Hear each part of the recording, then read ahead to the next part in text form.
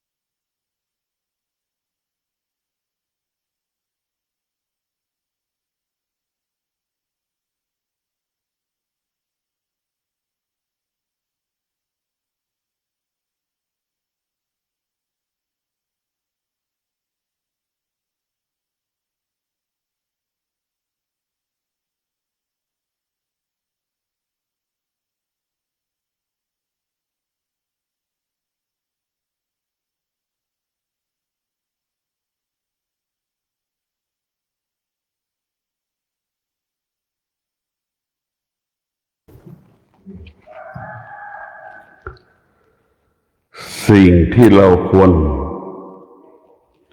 ยึดมั่นถือมั่นได้แก่พระธรรมสิ่งที่เราควรรู้ก็ควรรู้เรื่องพระธรรมสิ่งที่เราควรมีในกายในจิตก็ได้แก่พระธรรมเราไม่มีพ่อไม่มีแม่เราก็สามารถมีชีวิตอยู่ได้เราไม่มีสามีไม่มีภรรยาเราก็สามารถมีชีวิตอยู่ได้เราไม่มีลูกเราก็สามารถมีชีวิตอยู่ได้นายจ้างไม่มีลูกจ้างนายจ้างก็สามารถมีชีวิตอยู่ได้สิ่งที่เราไม่มีไม่ได้ได้แก่ธรรมะไม่มีไม่ได้ได้แก่ธรรมะในพวกเราทั้งหลายลูกไม่มีแม่ลูกก็สามารถมีชีวิตอยู่ได้เมื่อลูกผู้นั้นมีธรรมะพ่อแม่ไม่มีลูกแต่พ่อแม่มีธรรมะพ่อแม่ก็สามารถมีชีวิตอยู่ได้สามีภรรยาไม่มีลูกแต่สามีภรรยามีธรรมะก็สามารถดำรงตนอยู่ได้จนแก่เฒ่าชราพวกเราทั้งหลายสิ่งที่เราไม่มีไม่ได้ได้แก่ธรรมเพราะธรรมอยู่ในร่างกายของเราเรามีธรรมเราจึงมีสามีเรามีธรรมเราจึงมีภรรยาเรามีธรรมเราจึงเป็นพ่อเป็นแม่ของลูกถ้าเราไม่มีธรรมเราก็ไม่มีโอกาสได้เป็นสามีภรรยาซึ่งกันและกันไม่สามารถอยู่ร่วมกันได้แต่พวกเราทั้งหลายที่เราต้อนรับกันทุกวันนี้ก็ต้อนรับกันด้วยธรรมทั้งสิ้นสามีมีธรรมภรรยาจึงต้อนรับสามีมีความสุขอบอุ่นภรรยามีธรรมสามีก็ต้อนรับภรรยาของตนเองด้วยความสุขและอบอุ่น ลูกมีธรรมพ่อแม่ก็ต้อนรับลูกด้วยความบริสุทธิ์และมีความสุขที่จะสร้างสรรค์มีความสุขที่จะพัฒนามีความสุขที่จะเปลี่ยนแปลงให้ชีวิตอยู่ดีกินดียิ่งขึ้นไปนี่แหละคือธรรมะของพระพุทธเจ้าทำให้เรามีพลังท่านทั้งหลายเรามีธรรมแต่เราไม่เห็นธรรมเรามีธรรมแต่เราไม่เห็นธรรมเราก็ไม่ให้ความสำคัญกับเรื่องธรรมะซึ่งมันใหญ่กว่าพ่อแม่ของเรามันยิ่งใหญ่กว่าลูกของเรามันยิ่งใหญ่กว่าภรรยาสามีของเรามันยิ่งใหญ่กว่านายจ้างลูกจ้างของเราแน่พวกเราทั้งหลายธรรมะนี่แหละพวกเราทั้งหลายธรรมะก็หมายถึงความอดทนดังพ่อแม่เป็นหนุ่มเป็นสาวรู้จักกันพ่อแม่ก็ต้องอดทนในการคบค้าไปมาหาสู่ก่อนที่จะแต่งงานนี่แหละคือธรรมก็คือความอดทนธรรมก็คือวิริยะภาคเพียรนี่คือธรรมเมื่อเรามีความอดทนเราจะเป็นผู้บริสุทธิ์และซื่อสัตย์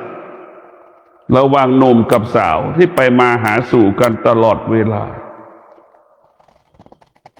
บุคคลที่ไม่มีธรรมจะเป็นผู้ที่ไม่ซื่อสัตย์ก็คือเป็นผู้ที่ไม่มีความอดทนเป็นผู้ที่ไม่มีวิริยะภาคเพียรก็คือเป็นผู้ไม่ซื่อสัตย์จนถึงที่สุดเราก็ไม่สามารถไปมาหาสู่ร่วมกันได้ขาดจากกันหนุ่มสาวทั้งหลายที่จนสามารถแต่งงานอยู่ร่วมกันได้เพราะมีความอดทนเพราะมีวิริยะภาคเพียรจึงทำให้เกิดคำว่าความสุขความรักจึงทำให้เกิดคำว่าเป็นสามีเป็นภรรยานี่แหละคือธรรมะพวกเราทั้งหลายคนส่วนมากมองไม่เห็นธรรมที่อยู่ในตัวเรากลับไปมองสิ่งอื่นเหนือกว่าธรรมมันจึงทำให้เราทำไม่ถูกทำไม่เป็นทำไม่ได้ทำไม่ดีจนถึงที่สุดอยู่ร่วมกันไม่ได้เพราะเราไม่เห็นธรรมทั้งที่ธรรมมันก็อยู่ในกายอยู่ในจิตเรามีชีวิตอยู่ก็เป็นธรรมเราตายแล้วก็ต้องเป็นธรรมธรรมมาอยู่กับเราตลอดเวลาจะมีชีวิตก็ต้องได้ธรรมจะตายก็ต้องมีธรรมเกิดก็เป็นธรรมแก่ก็เป็นธรรมเจ็บก็เป็นธรรมตายก็เป็นธรรมนั่นแหละคือธรรมะของทั้งหลายมันไม่เที่ยงนั่นคือธรรมะแต่ให้เรารู้ว่าสิ่งมันไม่เที่ยงเราไม่ควรจะไปยึดติดชีวิตของเราต้องมีธรรมของพระพุทธเจ้าก็คือความอดทนสามีภรรยามีความอดทนจึงเกิดผลส่งผลให้อยู่ร่วมกันจนแก่เฒ่าชราสามีภรรยามีความอดทนระหว่างที่มันจะแก่มีความอดทนมีวิริยะภาคเพียรก็มีอุดมสมบูรณ์ไปด้วยทรัพย์สมบัติปัจจัยสี่นี่แหละพวกเราทั้งหลายธรรมะของเรามันเป็นอย่างนี้พระพุทธเจ้าค้นพบธรรมะมันไม่ใช่เรื่องบาปเรื่องบุญธรรมะของพระพุทธเจ้าว่าด้วยเรื่องการจัดการบริหารชีวิตเบื้องต้นให้เรารู้เรื่องชีวิตก่อนว่าเราประกอบอาชีพธรรมะของพระพุทธเจ้ามาอยู่ในร่างกายของเราอยู่จนแก่เฒ่าชรานั่นแหละคือความอดทนทำให้เรามั่นคงวิริยะภาคเพียรทำให้เรายั่งยืน เมื่อเรามีสติกับปัญญาจึงให้เราอยู่กันมีความสุขจนแก่เฒ่าชราแต่พวกเราทั้งหลายทำไม่มีไม่ได้ไม่มีแม่ก็อยู่ได้แต่ไม่มีธรรมะอยู่ไม่ได้ไม่มีลูกก็อยู่ได้แต่ไม่มีธรรมะอยู่ไม่ได้ในพวกเราทั้งหลายไม่ว่าเราจะไปอยู่ณสถานที่ใดถ้าเราไม่มีธรรมเราไม่สามารถอยู่สถานที่นั้นได้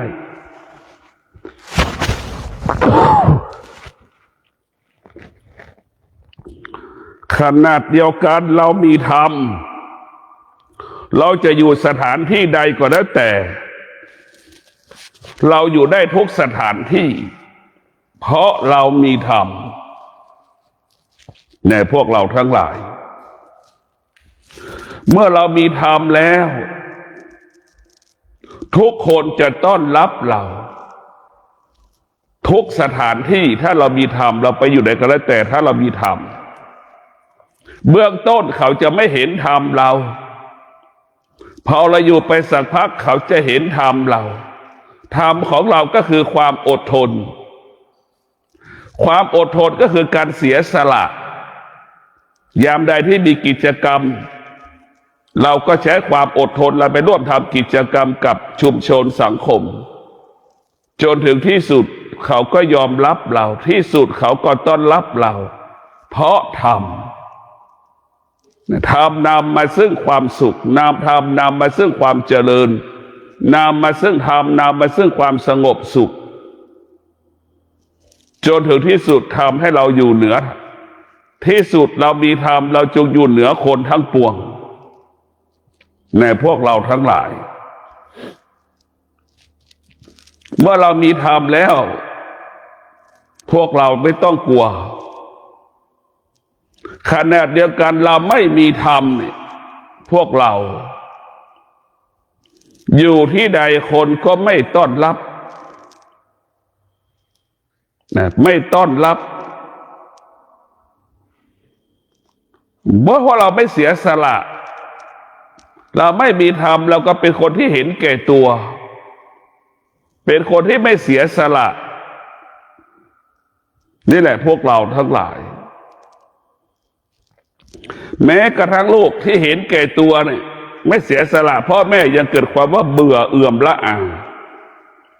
เห็นได้ลูกที่มีธรรมได้จะสละปัจจัยช่วยเหลือพ่อแม่นี่แหละคือธรรมะผู้ที่สละปัจจัยสี่ให้พ่อแม่มอบให้พ่อแม่เนี่ยย่อมเป็นที่รักของพ่อของแม่เช่นเดียวกับคนทั้งโลกก็เป็นเช่นนี้ถ้าเราเสียสละกายใจของเราให้กับสังคมชุมชนทุกคนก็ยอมรับเราทุกคนก็ต้อนรับเราทุกคนก็สรรเสริญเรานี่แหละเราเรียกว่าธรรมะมันเป็นสิ่งที่ดีงามเป็นสิ่งที่งดงามเรียกว่าคนต้อนรับเราด้วยธรรมเขาไม่ได้ต้อนรับเราด้วยเราเป็นคนคนจะมีค่าคนเท่านั้นที่มีธรรมะคนไม่มีค่าคนที่ไม่มีธรรมะเราจะสังเกตได้ปีเก่า68ก็ยังดื่มเหล้าอยู่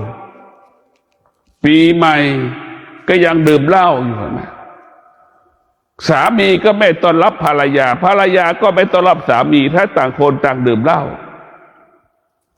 คนใดคนหนึ่งดื่มเหล้าเนี่ยสามีก็ไม่ต้อนรับภรรยาก็ไม่ต้อนรับสามี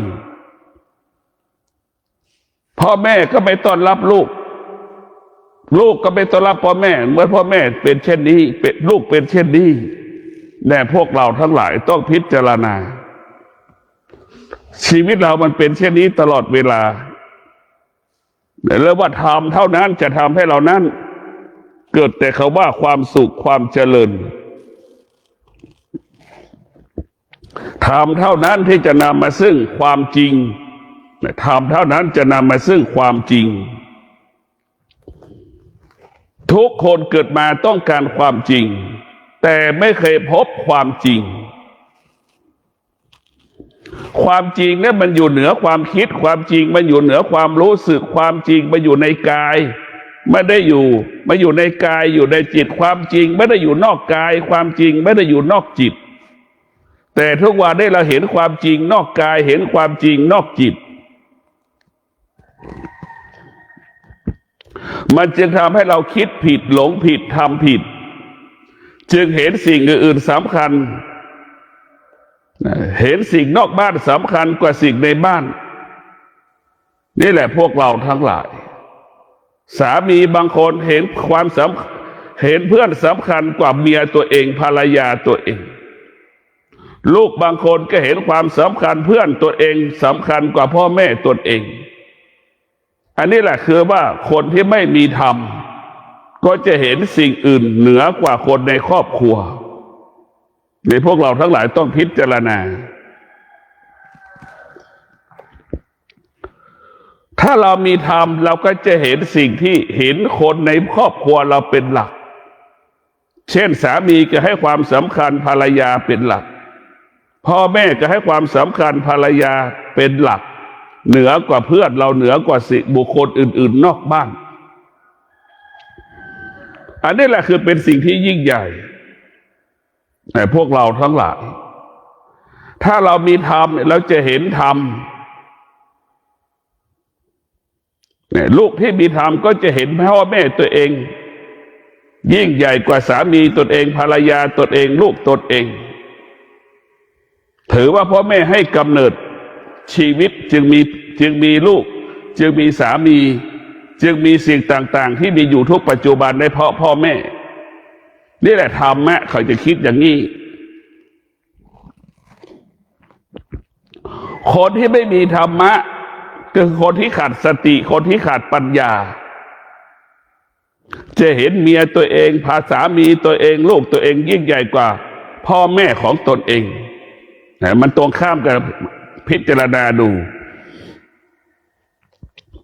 คนที่มีธรรมะจะให้ความเสมอภาคเช่นดูแลแม่เช่นใดก็ต้องดูแลภรรยาของเราเช่นนั้นดูแลพ่อเช่นใดต้องดูแลสามีตัวเองเช่นนั้น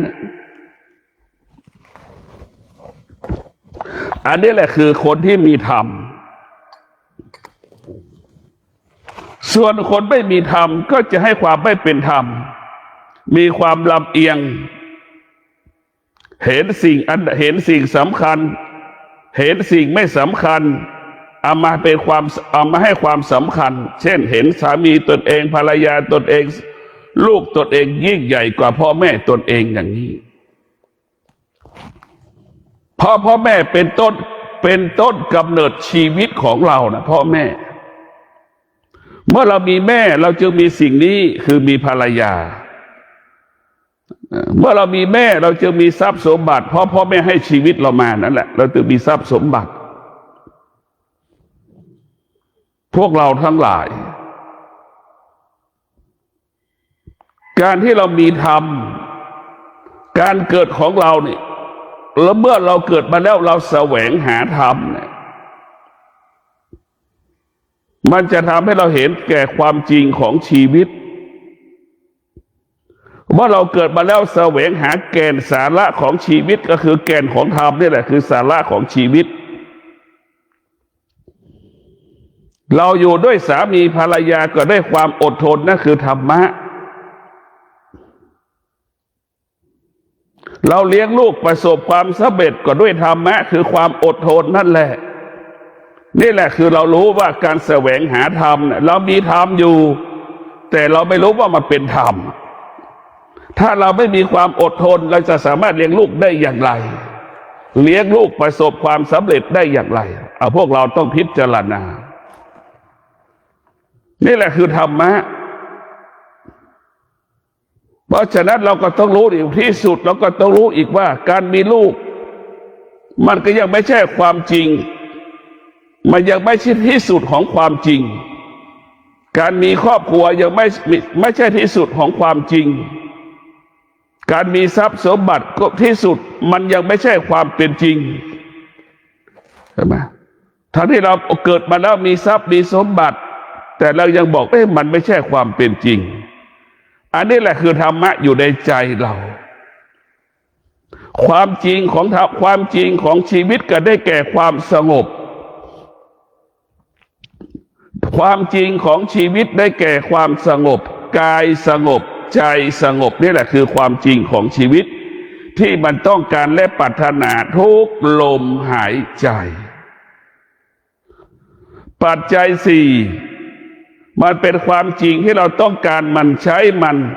อยู่กับมันแค่บางเวลาแต่ความสงบนั้นเราต้องการมันเราปรารถนาหามันทุกลมหายใจทุกการเวลาในพวกเราทั้งหลายแตกต่างกันไหมเราต้องการความสงบทุกลมหายใจพวกเราทั้งหลายเมื่อเราแสวงหาธรรมเมื่อเรารู้ธรรมแล้วว่าความสงบนี่เป็นแก่นของชีวิตเป็นสาระของชีวิตเราก็ควรแสวงหาธรรมท้ายสุดเมื่อเรารู้ความจริงเราก็ละความจริงละความรู้สึกละความรู้สึกไม่ยึดติดความรู้สึกเช่นเราไม่ยึดติดในตัวสามีเราไม่ยึดติดในตัวภรรยาเราจะไม่ยึดติดในลูกเราจะไปยึดติดสติและปัญญาเราละความรู้สึกการเป็นสามีการเป็นภรรยาไม่ใช่ได้เลิกกันแต่ละความรู้สึกละการยึดติดการเป็นสามีการเป็นภรรยามันไม่ใช่หนทางที่ทำให้เราเกิดความสงบการเป็นสามีการเป็นภรรยามันเป็นแค่ความสุขมันไม่ใช่เป็นความสงบสุขเราต้องการมันแค่บางเวลาเหมือนเรากินข้าวอิ่มเนี่ยระหว่างที่เราจะกินข้าว3-4 ชั่วโมงนี่แหละคือสิ่งที่เราต้องการมากที่สุดก็คือความสงบในพวกเราทั้งหลายเมื่อเรามีสติเมื่อเรามีปัญญาเราจะเห็นความจริงว่าการเป็นสามีที่สุดมันก็ไม่ใช่ความจริงการเป็นภรรยาที่สุดมันก็ไม่ใช่เป็นความจริงการมีสามีการมีภรรยาที่สุดมันก็ไม่ใช่ความเป็นจริงการมีลูกที่สุดมันก็ไม่ใช่ความเป็นจริงการมีทรัพย์มีสมบัติที่สุดมันก็ไม่ใช่ความเป็นจริงว่าจะเกิดความสุขนี่แหละสติปัญญามันจะเห็นอย่างนี้จนถึงที่สุดสติปัญญามันจะส่งเสริมสนับสนุนให้กายกับจิตเราเห็นความสงบเป็นสิ่งอันประเสริฐเห็นความสงบเป็นสิ่งที่มีค่าเป็นสิ่งที่ล้ำค่าให้กับกายกับจิตนี่แหละเป็นสิ่งสำคัญที่สุดพวกเราทั้งหลายคำว่าความสงบก็คือตัวปัญญาสงบรู้ด้วยปัญญาแต่ปัญญามันก็คือสงบอยู่แล้วพวกเราทั้งหลายเพราะฉะนั้นพวกเราสิ่งที่เราควรรู้ก็รู้แบบนี้แหละพิจารณานอกจากเรามีทรัพย์มีสมบัติลูกก็สำเร็จการศึกษาลูกก็มีงานท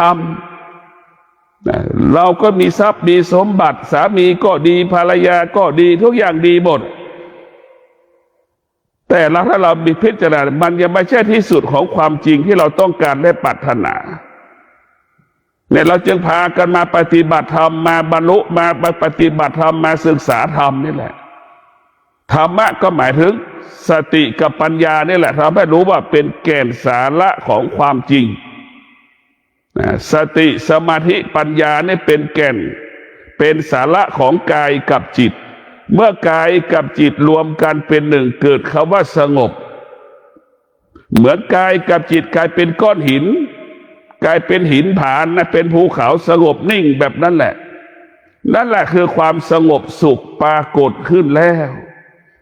ทุกวันนี้เรามีทรัพย์มีสมบัติมีสามีมีภรรยาที่สมบูรณ์แต่ใจมันไม่สงบมันไม่มีความสุขเพราะขาด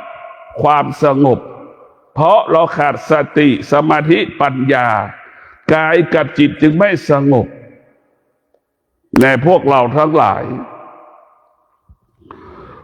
พ บอกแล้วว่าสิ่งที่เราควรมีก็คือธรรมเรื่องอื่นๆเราไม่ควรจะมี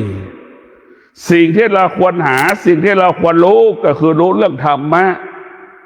เมื่อเรารู้เรื่องธรรมะเราก็รู้เรื่องพ่อเรื่องแม่ของเราเมื่อเรารู้เรื่องธรรมะเราก็รู้เรื่องสามีภรรยาของเราเมื่อเรารู้เรื่องธรรมะเราก็รู้เรื่องลูกของเรานี่คือมันเป็นกฎของธรรมชาติเป็นแบบนี้อย่างนี้นะพวกเราทั้งหลายมันจะเป็นต้องอาศัยความจริงเหมือนต้นไม้ต้องอาศัยดินต้องอาศัยน้ำนี่แหละคือต้องอาศัยปุ๋ยในดินนั่นแหละคือมีปุ๋ยอาศัยดินอาศัยน้ำอาศัยอากาศนี่แหละคือต้นไม้ก็เป็นคือหลักของต้นไม้ก็เป็นแบบนี้แหละเนี่ยพวกเราทั้งหลายเราจะทำยังไงให้ชีวิตเราเนี่ยพึ่งพาตนเองอาศัยตนเองดั่งต้นไม้บนภูเขามันเกิดมาแล้วสืบทอดมาแล้วเป็นล้านกี่สิบตัวไม่รู้นึกดูล้านน่ะฝนจะตกก็ไม่มีค่าสำหรับมันต้นไม้เห็นไหมแล้วฤดูหนาวก็ไม่มีค่าสำหรับต้นไม้แล้วฤดูร้อนก็ไม่มีค่าสำหรับต้นไม้เห็นไหมมันยืนหยัดอยู่ได้ตัวมันเองเราจะทำยังไงให้ชีวิตเรายืนหยัดอยู่ได้ตัวเราเองไม่ต้องพึ่งพาใครไม่ต้องอาศัยใครในพวกเราต้องพิจารณาดูว่าระหว่างต้นไม้บนภูเขาทั่วโลกเนี่ยไม่มีใครเอาน้ำไปลดพรวนดินเศษปุ๋ยนะมันอยู่ได้เพราะพึ่งพาตนเองอาศัยตนเองถ้าชีวิตเราเป็นดั่งต้นไม้บนภูเขาเนี่ยพวกเราทั้งหลายชีวิตเราจะได้พบแต่ความจริงของชีวิตจะได้พบแก่นสาระของชีวิตตนและเป็นที่พึ่งแห่งตนบุคคลที่มีสติสมาธิมีปัญญาจึงรู้เราจะมีสามีมีภรรยามีลูกมีพ่อมีแม่เราก็แก่เราก็เจ็บเราก็ตายเราจะไม่มีสามีไม่มีภรรยาไม่มีลูกไม่มีพ่อไม่มีแม่ไม่มีใครมาเราก็เรียกว่าไม่มีใครมาหยุดยั้งความแก่ความเจ็บความตายเราได้นี่แหละผู้ที่มีปัญญาจึงเข้าใจความจริงของชีวิตนะมาเข้าใจความจริงของชีวิตธรรมะมาว่าด้วยเรื่องความจริงของชีวิตให้พึ่งพาตนเองอาศัยตนเองนั่นแหละพวกเราต้องมีสติยามที่เราแก่เจ็บป่วยเราจะไม่ต้องเรียกร้องหาลูกหาหลานหาสามีหาภรรยาเพราะเรามีสติสมาธิปัญญาเข้าใจความจริงลูกหลานจะอยู่ไม่อยู่เราก็แก่ก็เจ็บก็ตายเราจะมีสามีไม่มีสามีเราจะมีลูกไม่มีลูกเราก็แก่เราก็เจ็บเราก็ตายมันเสมอเหมือนกันหมดนี่แหละสติสมาธิปัญญาจึงทำให้เรารู้เรื่องความจริงของชีวิตเมื่อเรารู้เรื่องความจริงวันที่เราแก่เราเจ็บเราป่วยเราไม่ต้องไปเรียกร้องหาบุคคลใดบุคคลหนึ่งเราไม่ต้องไปยึดติดบุคคลใดบุคคลหนึ่งยามที่เราเจ็บป่วยยามที่เราแก่เราเจ็บเราป่วยเราจะต้องแก่ต้องเจ็บป่วยด้วยตัวเราเองเราจะต้องแก่ต้องเจ็บป่วยด้วยตัวเราเองเป็นของธรรมดาไม่มีใครหลีกเลี่ยงได้ให้เราเข้าใจเช่นนี้เนี่ยเราต้องเข้าใจสิ่งเหล่านี้ว่าเกิดแก่เจ็บตายคนแก่อายุ60จนถึง70 80เนี่ยสิ่งที่ควรพูดทุกวันสิ่งที่ควรรู้ทุกวันก็คือความแก่ความเจ็บความตายที่มันกำลังปรากฏรอเราอยู่มันกำลังต้อนรับเราอยู่ถ้าเราคนแก่อายุ60ถึง80พิจารณาแบบนี้ทุกวันคนแก่อายุ60ถึง80จะเป็นผู้ไม่หลงทางจะเป็นผู้ไม่หลงผิดจะอยู่กับความเป็นจริงแน่พวกเราทั้งหลายคนแก่ที่อายุ60ไปจนถึง80 พูดเรื่องความแก่ความเจ็บความตายทุกวันพิจารณาอยู่ในใจอยู่ตลอดเวลาความแก่ความเจ็บความตายนี่วันไหนความแก่ความเจ็บความตายมันปรากฏเราก็สามารถอยู่กับมันได้เพราะเราเข้าใจมันไม่ต้องเรียกมันมาไม่ต้องใช้มันไปมันมาแล้วมันก็ไปก็คือเกิดแก่เจ็บตายในพวกเราทั้งหลายแก่ด้วยธรรมกับแก่ไม่มีธรรมมันแตกต่างกันนะพวกเราทั้งหลายคนแก่ที่มีธรรมคนเจ็บที่มีธรรมยามที่มันเจ็บมันจะไม่เรียกร้องหาลูกหลานไม่เรียกร้องหาลูกหลานรู้ว่าความแก่ความเจ็บความตายมันเป็นเช่นนี้เป็นแบบนี้ไม่มีใครหลีกเลี่ยงได้ลูกหลานจะอยู่ก็ไม่สามารถมาหยุดยั้งความแก่ความเจ็บความตายได้แก่ด้วยปัญญาแก่ด้วยธรรมจะแก่ที่มีคุณค่าเป็นต้นแบบเป็นแบบอย่างของคนแก่ให้กับลูกกับหลานแก่ด้วยธรรมลูกยามที่คนแก่ด้วยธรรมแล้วยามเจ็บป่วยลูกหลานมีความสุขที่จะนำพ่อแม่ปู่ย่าตายายไปหาหมอมีความสุขที่จะดูแลและรักษายามที่เจ็บป่วยนี่แหละคือแก่ด้วยธรรมทำให้ลูกหลานมีความสุขในการดูแลตอนแก่แล้วมีกิเลสแสวงหาความสุขไปอยู่กับคนนั้นนิดคนนั้นหน่อยจนที่ประจักษ์แก่ชาวบ้านจนถึงที่สุดยามที่เจ็บแก่แล้วเจ็บป่วยลูกหลานไม่มีความสุขไม่มีความพร้อมที่จะปฐมพยาบาลดูแลคนแก่เจ็บป่วยในพวกเราทั้งหลายแก่แล้วมันหมดค่าตอนที่เราไม่มีธรรมนี่แหละลูกหลานไม่พร้อมไม่มีความพร้อมไม่มีความสุขที่จะดูแลรักษาเราไปไม่พร้อมที่จะพาเราไปหาหมอพยาบาลให้ดูแลในพวกเราทั้งหลายเราต้องพิจารณาว่าคนที่แก่ด้วยธรรมเนี่ยลูกหลานจะดูแลอย่างดีไปมาหาสู่ยามที่เจ็บป่วยคนแก่ไม่มีธรรมลูกหลานไม่ไปมาหาสู่ในพวกเราทั้งหลาย